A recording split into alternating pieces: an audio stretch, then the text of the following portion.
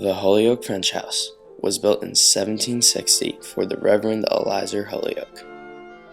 Elizur's father, Samuel Holyoke, a rich merchant from Boston, built the house for his son at a great expense.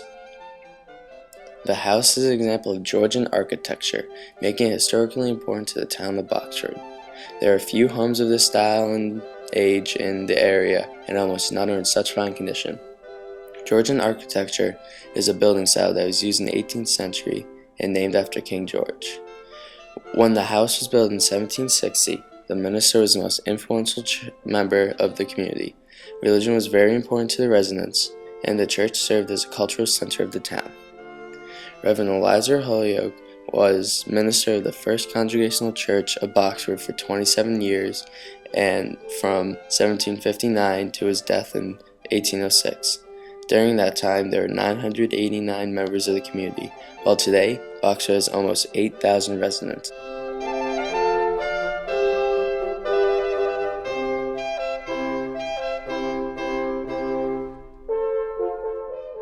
The Holyoke French House was described as 2 stories, being 37 by 36 feet, with 24 windows and 420 panes of glass. A house that large required a lot of wood to fuel the 8 fireplaces used to heat it. Included in Reverend Holyoke's income was 40 cords of wood, the equivalent of 1 semi-tractor trailer load. The Woodspell holiday was when the townsfolk would gather firewood and meet at the mansion to deliver the wood and to have celebration. This was a favorite holiday for the townspeople.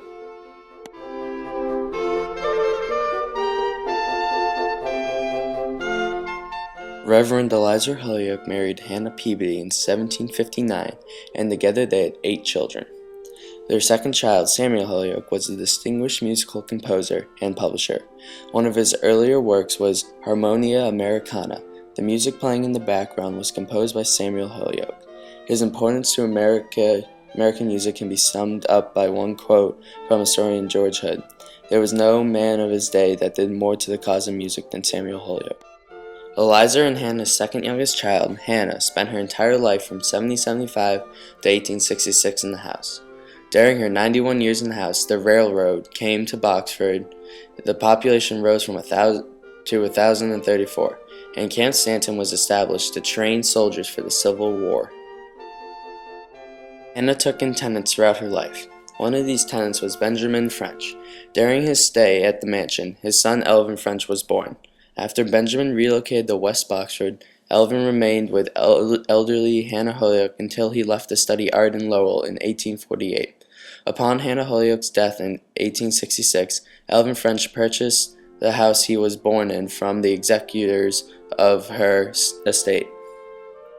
Elvin and his wife Ida would live in the house for the rest of their lives.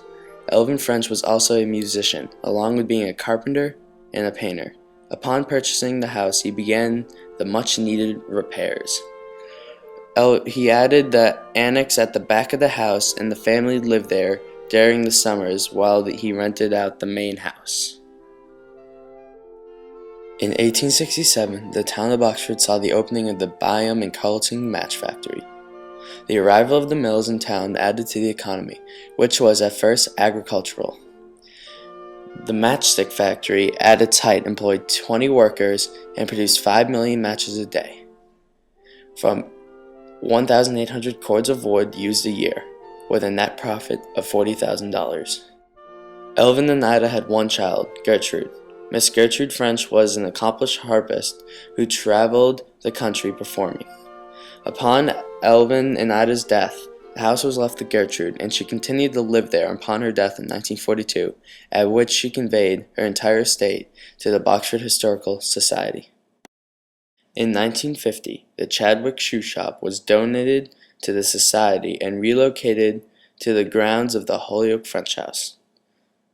The house once again went through restoration under the supervision of the Historical Society. The original barn on the property has gone through a recent restoration, and plans are underway to turn into a museum. Once a year, the house comes alive with tours given by local historians and you can take a step back in time and witness what life was like in the past. The house is open to the public once a year during the Apple Festival, which is the Boxford Historical Society's annual fundraising event, and by appointment.